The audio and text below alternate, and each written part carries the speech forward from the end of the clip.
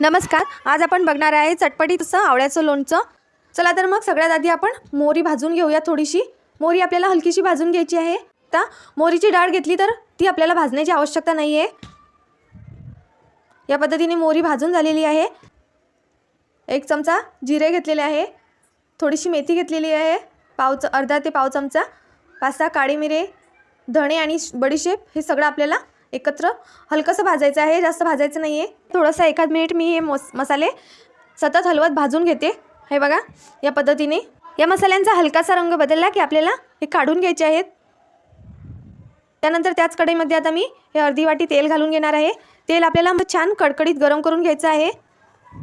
तेल गरम होते तोपर्यंत आपण हे मसाले बारीक करून घेऊया।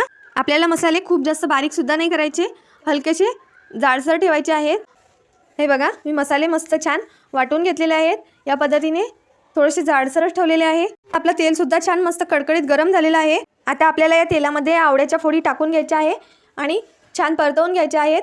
आवळ्याच्या फोडी नरम होईपर्यंत आपल्याला मंद गॅसवरती परतवून घ्यायच्या आहेत। ह्या 5-6 मिनिटांनंतर आपले आवळे छान असे नरम झालेले आहेत। या पद्धतीने चमच्याने जर आपण आवळ्याची फोड अशी दाबून बघितली तर ती सहज तुटत आहे आणि आवळ्याचा रंग सुद्धा बदलला आहे। त्यानंतर आता आपल्याला गॅस बंद करून घ्यायचा आहे आणि आता तेलामध्ये आपल्याला हे मसाले टाकून घ्यायचे आहेत। तिखट तुम्ही आवडीप्रमाणे कमी जास्त करू शकता। हे बघा, या पद्धतीने आपल्याला सगळे मसाले छान मिक्स करून घ्यायचे आहेत।